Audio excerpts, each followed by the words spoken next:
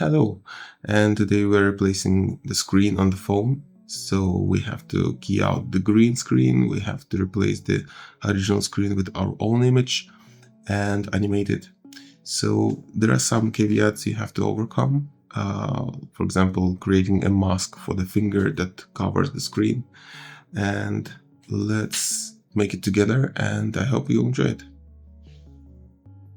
All right, let's begin. So I have my footage loaded already. So this is the phone with the green screen, and this is my screenshot from my phone, actual phone, my YouTube channel.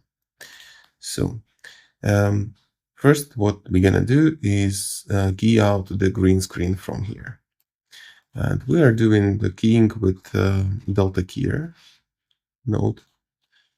Plug my footage, checking here, and from the background color I need to pick the eyedropper and hold it and pick the color I want to key out, this green. Of course, as you can see, we're keying out the greens from the background as well. If I turn my alpha channel in the viewport, that's a A button, you will see that some of the parts from the background excluded as well. But we're not worrying about that much, so we only care about the screen itself. Let's adjust the settings.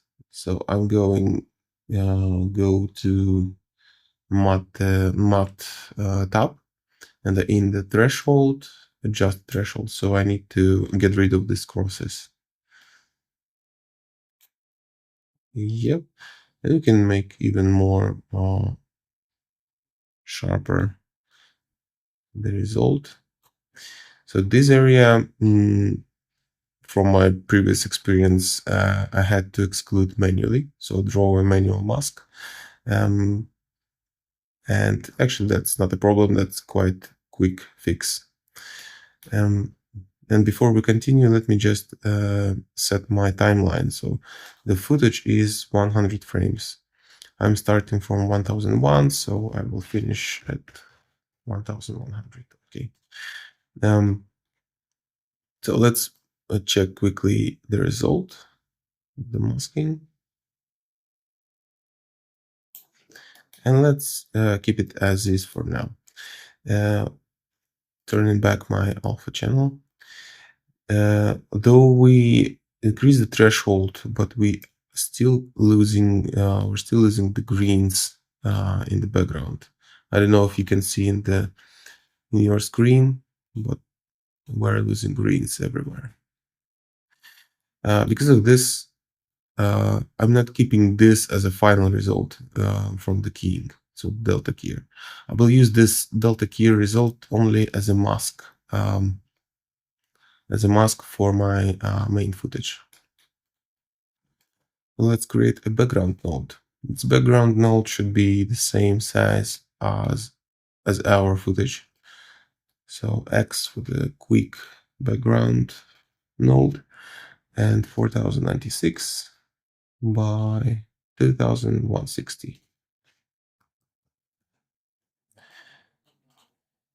All right, now let's plug our footage to the merge node together with the background and use this delta keyer as a mask here. As you can see, in this way, we're keeping the greens in the background and still our screen is keyed out. So I need to just in the background color tab, change the opacity to 0, the alpha, and it's done. There is a fringe, green fringe on the edges.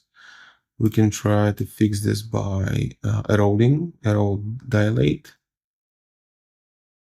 Just slightly expand our mask like this. All right, that's a good start. I don't like when the lines are crossing each other here in the nodes tab. So in the delta keyer, I'm going go to the settings and hide incoming connections. And now it's invisible. Okay, moving forward, now we have to track this process. So we're gonna use a planar tracker node, plug our footage in here, check in the viewport. And what we need to do is to create the area we gonna place our screen later. So I will simply draw a rectangle like this. And these corners should not be touching the background, but only to be on the screen. I know I said that we have to track these crosses, but in this particular video, for this case, I found out that this is the most workable way. So we have to draw it like this. This area, my corners are touching the corners of the phone. It can overlap here and there. And when we have in this, we are setting our zero reference frame. So set, it can be any frame. And start the tracking. So tracking back. And our crosses here in the green screen, they are serving for the tracking, but we're not tracking them as we would do in the camera tracker node. So specifically some points. We're tracking the whole area.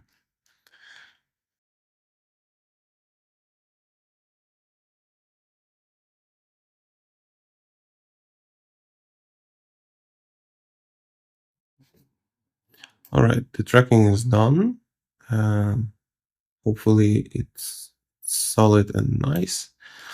For the next step, we're gonna need our screenshot. I took it longer because as you remember, we're scrolling the screen here. When the guy is touching the screen, the content should go up. That's why we have bigger size here. And we just have to plug this into the planar tracker node. Let's see what's going to happen. And in the option tab, sorry, not in the controls tab, we're changing from track to corner pin. Now we have this distorted image, which is following the screen, what we need. But we have to adjust these points where they should be. And for that, I'm simply picking them and placing where they should be. That's wrong. Like this. And the screen, I mean the content, the screenshot I took can overlap with the borders because we're gonna use it. We're gonna use a mask for making these edges clipped.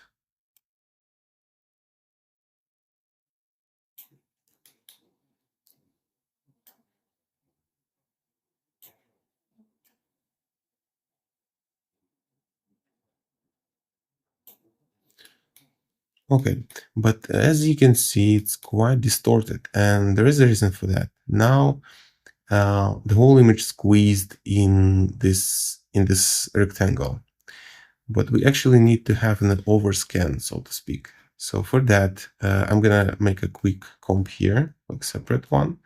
So I need actually, no, sorry, I have to crop the image. I'm gonna use the crop, and the crop size will be 670 by 1380.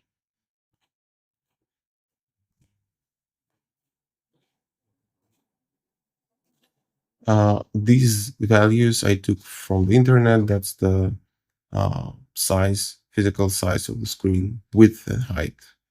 So I'm cropping my image to this size and plugging my crop into planar tracker.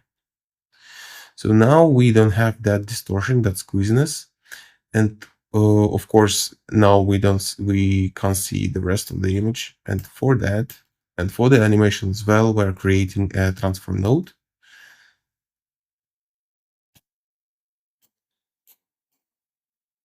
Plug it before crop. And with this, we can adjust the scale slightly and the position. So it will be in the center.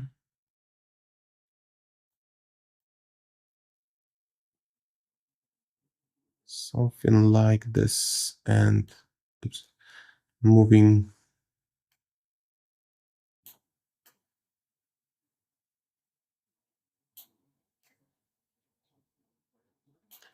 slightly down to up to the header of the YouTube page. Something like this. Yeah. And let me just fix quickly here. Yep. Let's play and see what we got. I'm disabling the high quality settings, so it will play a bit faster. All right, it follows the screen, so I think it's good. Next step would be to comp these two together. I'm taking the output from the planner tracker and plug that to the output of the merge node.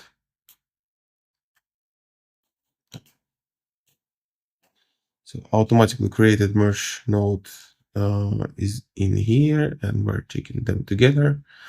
Now, this information, this planner tracker info, should be the background for our keying layer, sorry. Yeah, although yeah, also in the planet tracker, let's change the mode. So from merge from the foreground over the background, we have to change back to foreground only, just to keep the screen and have the rest in alpha. And in the merge node here, we are changing the inputs. So Control T or swap inputs. And as we swap the inputs, we have our screen behind the keying part, and we have these edges now rounded. Let's check all together. Seems to be okay. Now the next step would be to check our finger, how it behaves at the keying, because previously I had issues with that. Yeah, so we have this green spill in here, and let me show you quickly what was the original. So when the finger is doing the swipe, sorry, we have a motion blur here, and these semi-transparent pixels are not keyed or keyed too much, so it's always hard to key these parts.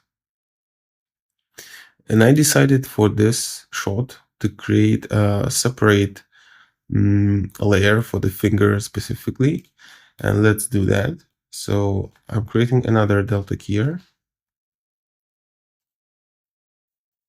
I'm taking my footage as an input. Again, in the settings here, I'm switching off the visibility of the incoming connections. In the key tab, I'm again selecting my green color. Let me see that on the screen. Selecting my green color closer to the finger, somewhere here. So we still have that semi-transparency, but the green color gone.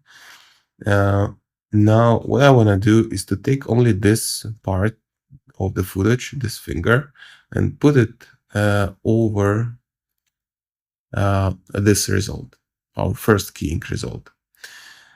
And let me do it right now. So I'm creating another merge node.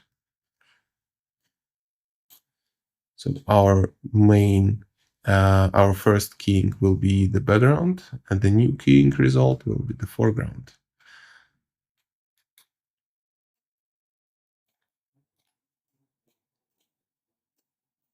Let me rename quickly this. So this is the screen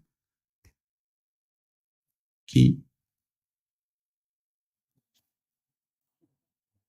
and this is a finger key, and this is a um, phone, just phone. So finger keying, we have it over now.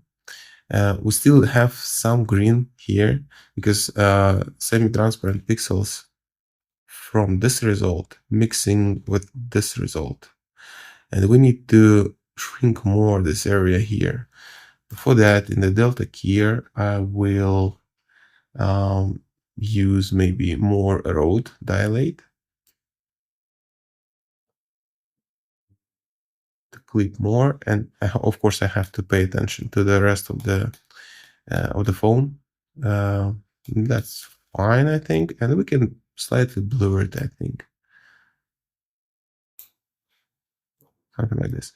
Now let's see if what's gonna happen if we put our keying result over the first one like this. It looks fine. It looks okay, I think.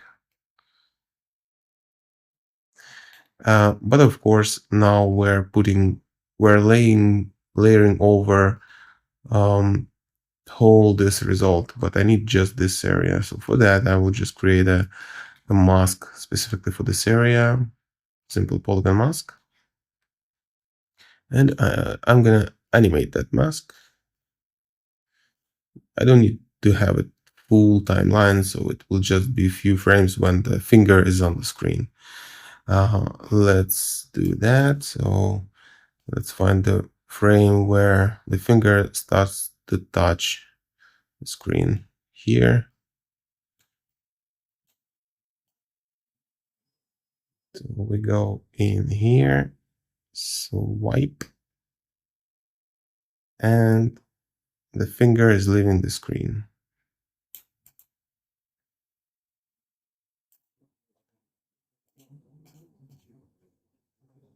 All right, gonna move it here. Our mask is animated. Yeah, let's add one keyframe here. There is one place here, like the little bump, sorry, the hole, let's say. But I think we can live with that because it's quite quick, the movement, and we are not zooming in like this when we see the full result. So yeah, maybe it's too much. Let's try to fix it somehow. Maybe mask adjustment can be done. All right, that helps a lot. And here,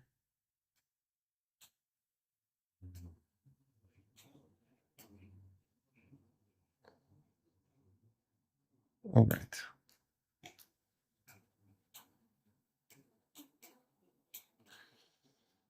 Maybe a few pixels of blurriness help. All right, let's check all together.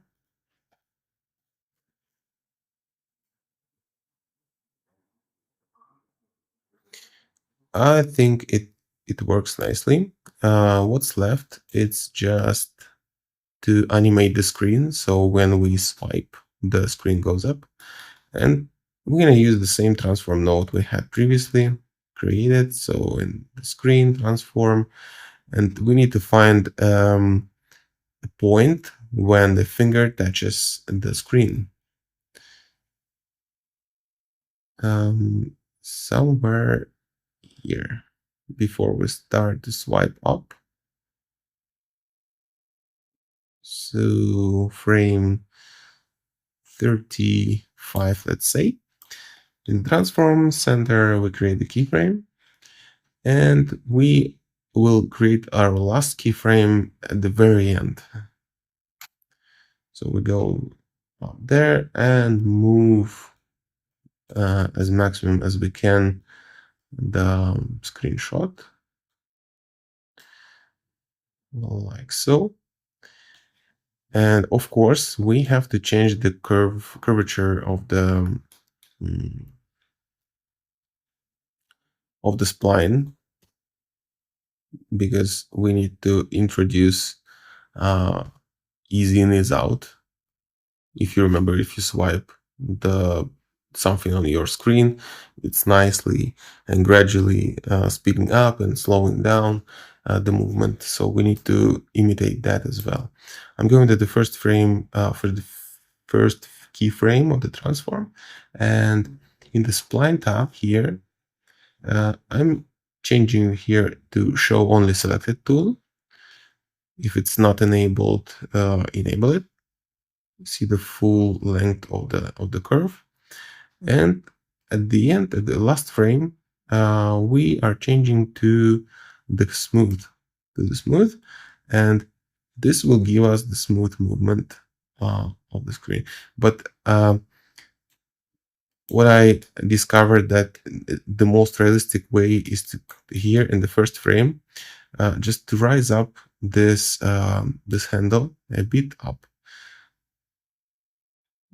This way, the movement will be more natural. So we starting quick the swipe movement, and slowly we're slowing down here at the end.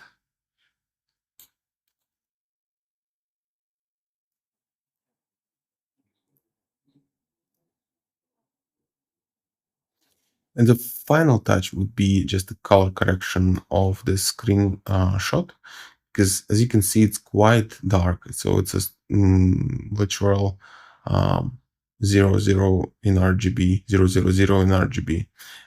But this is the screen, and we have some reflections on the glass. So we have to change a bit that. Simply after screen, I'm creating color correction Alt C on the keyboard, and slightly in the lift, I will increase here the darks, so they will be visible a bit more. Yeah, that gives the realism. And we are done. And thank you for joining me today. I hope you will use this technique. It's quite useful. It should be the toolkit of every compositor, I suppose. And yeah, let me know if there are any questions, and always happy to talk. See you in the next one.